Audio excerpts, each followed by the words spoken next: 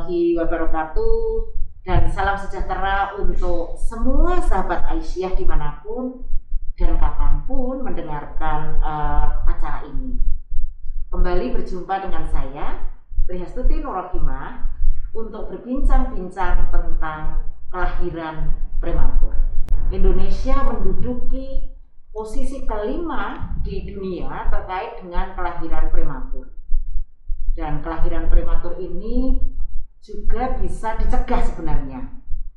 Nah, untuk menjawab berbagai hal tentang bayi prematur, bagaimana cara mencegahnya, dan faktor-faktor apa yang menjadi penyebab kelahiran prematur, bersama kita sudah hadir Ibu Dr. Supriyati Ningsih, MKes SPOG, yang juga biasa dipanggil dengan Dr. Upi. Beliau adalah anggota Majelis Kesehatan Pimpinan Pusat Aisyah dan saat ini sedang menjalani studi S3 di Jerman. Senang sekali bisa hadir bersama kita pada kesempatan ini. Apa kabar Dr. Upi? Assalamualaikum warahmatullahi wabarakatuh. Waalaikumsalam warahmatullahi wabarakatuh. Apa kabar juga untuk Putri? Baik Dr. Upi, sahabat Aisyah, kita akan mulai berbincang. Nah, yang pertama mungkin kita perlu mendapatkan penjelasan nih dari Dr. Upi. Apa ini dokter sebenarnya dimaksud dengan kelahiran prematur itu? Baik, persalinan atau kelahiran prematur adalah persalinan atau kelahiran yang terjadi karena dua hal. Kurang bulan atau tidak cukup waktu, jadi persalinannya terjadi sebelum 37 minggu, dan berat badan lahirnya, dan ini adalah yang kedua terminologinya, berat badannya lahir kurang dari 2.500 gram berat badan janin. Iya. Ini disebut dengan persalinan atau kelahiran prematur. Iya, jadi belum waktunya ya. Belum waktunya dan berat badannya kurang dari 2.500 gram atau yang kita kenal dengan 2,5 kilo ya. Oke, jadi ada dua kategori ya Dr. Upi ya. Sebelum waktunya dan juga udah waktunya tetapi berat badannya kurang gitu ya. Nah, kemudian kalau untuk di Indonesia sendiri sebenarnya situasi kelahiran bayi prematur sebenarnya seperti apa Dr. Upi? Ya, di Indonesia seperti yang tadi didahului oleh Putri, karena kita kenapa kita masih berada dalam ranking kelima di dunia, karena memang kita masih angkanya berkisar di 15,5 per 100 atau 15 sampai dengan 16 per 100.000 kelahiran hidup, sehingga itu menyebabkan masih tingginya angka persalinan prematur. Kalau kita membandingkan dengan negara tetangga kita saja, misalnya di Malaysia dan Singapura, itu sudah kecil. Bahkan mungkin mereka hanya 1,5 2 per 100.000. Iya. Jadi kita masih masuk dalam kategori seperti negara India, Bangladesh, Nigeria, Cina itu ya, dan kita yang kelima ya Dr. Upi. Nah, sebenarnya apa Dr. Upi penyebab ya kelahiran prematur ayah, bahwa kemudian seseorang atau bayi itu bisa lahir prematur, apa penyebabnya? Ya, baik. Ada dua faktor di sini. Yang pertama adalah faktor maternal atau faktor ibu, dan yang kedua adalah faktor si bayi sendiri. Nah, dari riset yang dilakukan di beberapa negara di dunia, termasuk di Indonesia, terlihat sekali bahwa persalinan prematur erat sekali hubungannya dengan faktor maternal atau faktor ibu. Jadi karena penyebab berada di ibu, lalu bayi terlahirkan menjadi bayi dengan kriteria prematur. Selain juga penyebab secara internal di bayi itu sendiri. Misalnya bayi-bayi yang mengalami kelainan kongenital atau cacat bawaan sejak di dalam rahim, itu sering mereka dilahirkan dengan berat badan yang kecil, atau bahkan mereka lahir sebelum waktunya. Itu Ibu Tri. Jadi erat kaitannya dengan kondisi ibu ya, kondisi ibu, dan itu yang sebagian besar di Indonesia justru erat kaitannya dengan kondisi ibu sehingga bayi terlahirkan prematur. Bisa karena penyakit penyerta pada ibu, bisa karena penyakit penyerta misalnya karena hipertensi atau preeklamsia, kemudian bisa juga pecah ketuban dini. Jadi makanya penyakit infeksi nutrisi pada ibu itu sangat harus diperhatikan karena ini bisa meningkatkan risiko persalinan prematur. Kemudian yang kedua, gizi ibu. Gizi ibu. Jadi ibu yang cenderung gizinya kurang, bahkan mungkin ibunya sendiri mengalami kurang energi kronis, dia juga mungkin mengalami anemia, maka ini akan bisa merangsang terjadinya persalinan yang bayinya kecil atau bahkan bayinya lahir sebelum waktunya. Iya. Lalu sebenarnya itu bisa dicegah nggak Dokter Upi? Kalau misalnya biar tidak punya bayi punya kelahiran prematur itu kita bisa mencegah apa ini? Sahabat Aisyah, ini penting sekali untuk kita semua. Baik, ya bahkan persalinan prematur atau bayi prematur itu hampir sebagian besar faktor resikonya adalah preventable. Jadi bisa dicegah. Bisa dicegah ya? Hampir sebagian besar. Baik karena pada faktor maternal maupun pada faktor kelainan bayinya sendiri. Iya. Jadi pencegahan itu yang sering menjadi terlewat karena memang rata-rata kita selalu melihat setelah kejadian. Padahal sedia payung sebelum hujan jauh lebih baik, jauh lebih baik. Seperti misalnya faktor nutrisi pada ibu, itu kan sesuatu yang harus kita siapkan semenjak si wanita ini menjadi remaja putri. Jadi bahkan sebelum dia menikah, jauh sebelum menikah, dia harus sudah terpastikan bahwa selalu mendapatkan input makanan bergizi. Jadi keliru kalau sedang hamil aja makan bergizi. Harus sudah disiapkan sejak dari remaja. Anak bahkan kalau perlu dan sekarang menjadi perbincangan juga dari beberapa hasil riset, dari si perempuan ini dulu berada di dalam kandungan ibunya. Jadi si perempuan ini dulu berada di dalam kandungan ibunya. Jadi rantainya panjang. Jadi dia harus sudah diberi nutrisi yang bagus dan cukup sehingga kelak dia menjadi ibu, dia juga sehat fisik. Termasuk tadi remaja ya Dokter Upi. Nah ini sahabat Aisyah, bahwa sahabat Aisyah kan kayaknya hampir 60% itu remaja nih Dokter Upi. Termasuk kita. Jadi tadi pesannya bahwa misalnya dengan diet yang kemudian agar remaja itu membuat memiliki asupan gizi yang baik. Tadi yang tidak diet atau apa Dokter Upi? Mungkin bisa dijelaskan. Diet dengan asupan gizi dua hal yang harus disinkronkan ya.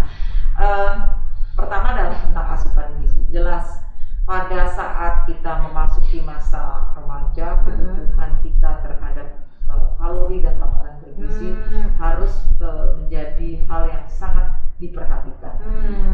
Kadang-kadang kita hanya makan berkalori tanpa menghitung apa saja komponen di dalamnya.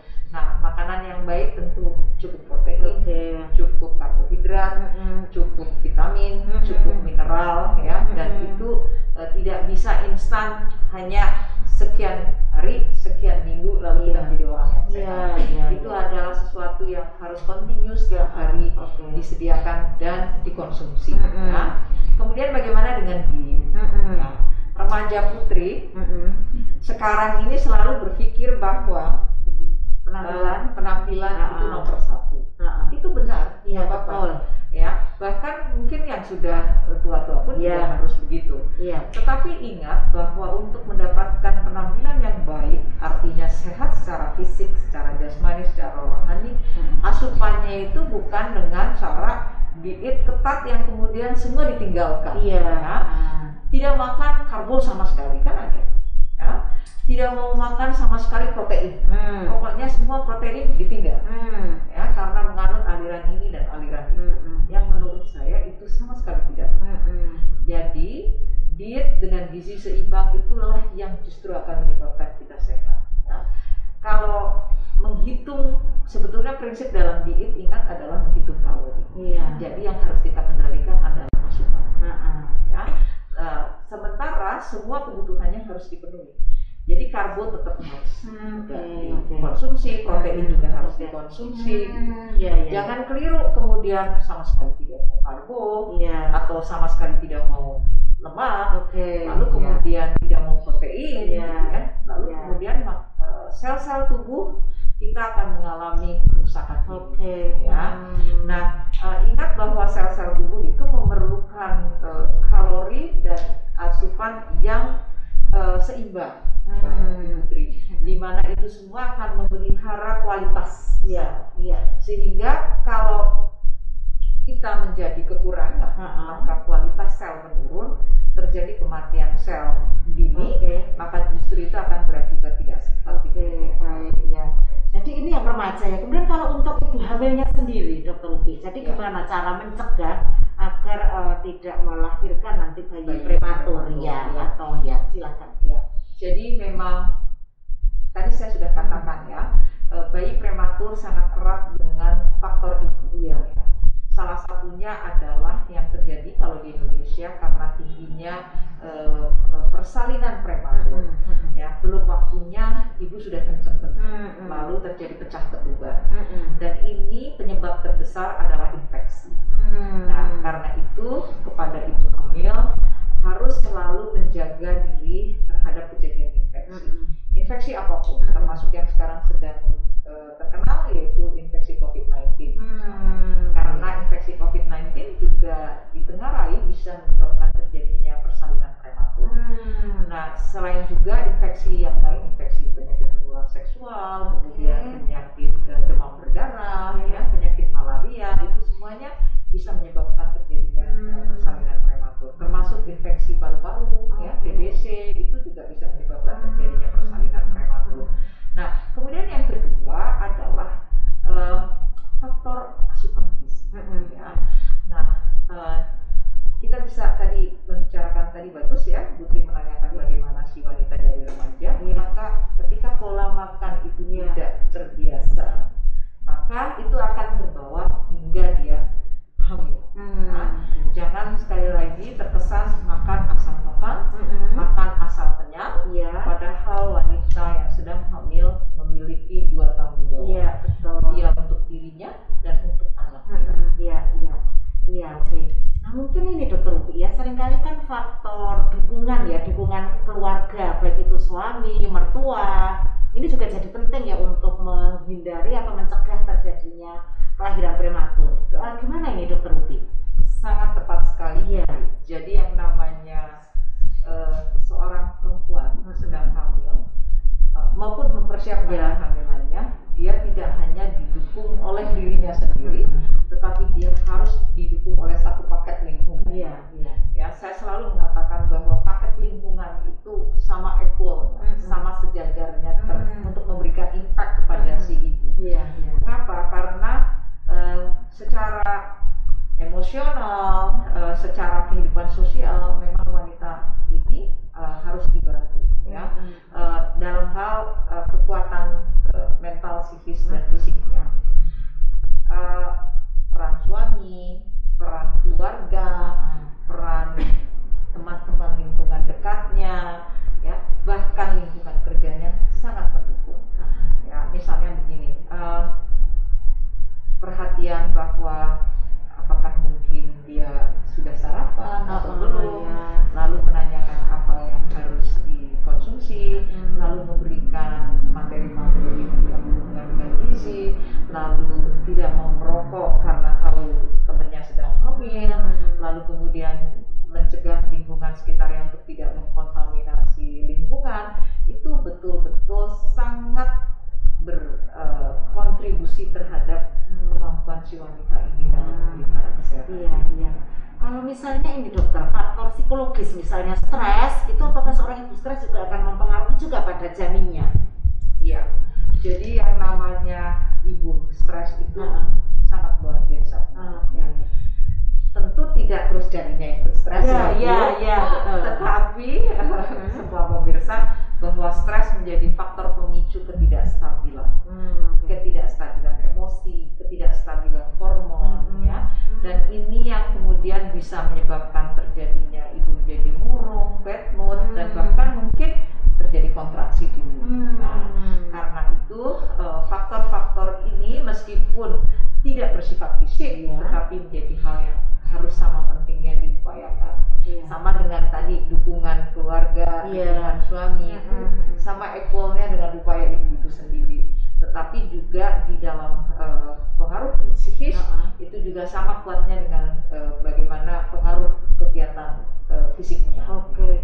Jadi termasuk misalnya berbagi peran di dalam rumah tangga ya, Dokter Ubi ya. Jadi misalnya ketika istri sedang hamil, maka apa yang suami dilakukan ini agar istrinya tidak terlalu capek ya, karena bebannya berat. Gimana ini Dokter Ubi ya? Ini pertanyaannya mancing pengalaman pribadi. Iya. Jadi memang disinilah peran menurut saya kesetaraan secara modern harus dibawa. Nah, saya rasa semua agama mengajarkan hal ini. Kultur yang kuat secara extended family juga mengajarkan tentang ini, bahwa pada saat tidak hanya hamil, bahwa dalam relasi hubungan suami istri, maka pembagian porsi untuk saling meningkatkan kemampuan kehidupan jasmani, rohani, fisik, mental, dan spiritual masing-masing individu itu menjadi sangat penting.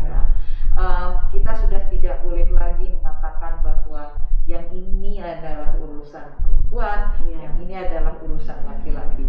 Perempuan itu hanya istilahnya ke dapur, ke sumur itu ke kamar mandi, ya mungkin untuk nyuci dan urusan di kasur, ya di dalam kamar saja. Tetapi kita harus sudah bisa menempatkan pola yang seimbang, di mana ada peletakan tanggung jawab secara bersama.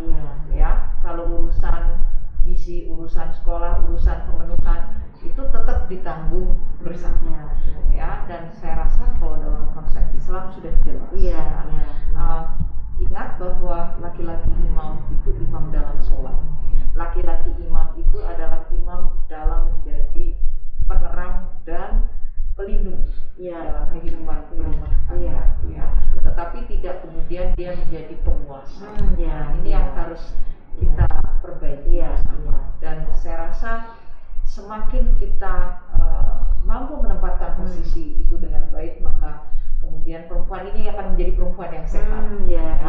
Dan otomatis kalau perempuannya sehat, bapaknya akan bahagia, bayinya sehat, dan tenang saja para bapak-bapak, Anda pasti akan bahagia.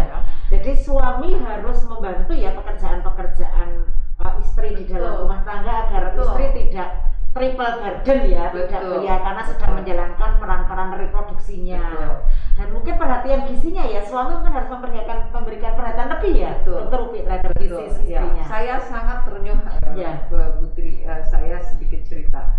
Saya tinggal di Jerman, saya melihat bahwa para laki-laki suami itu bisa dia memasak, apalagi istrinya sudah hamil tua, dia memasak, dan dia pergi ke supermarket untuk nomor satu apa saja yang harus dibelanjakan. Untuk istri dan bayi. Setelah itu belanjaannya dia. Saya tahu kenapa seperti itu, karena yang melakukan sahabat-sahabat. Saya melihat bahwa konteks ini bukanlah karena antara negara maju dan tidak maju, tetapi menurut saya adalah dalam upaya untuk relasi kesetaraan juga itu dimulai dari di sini.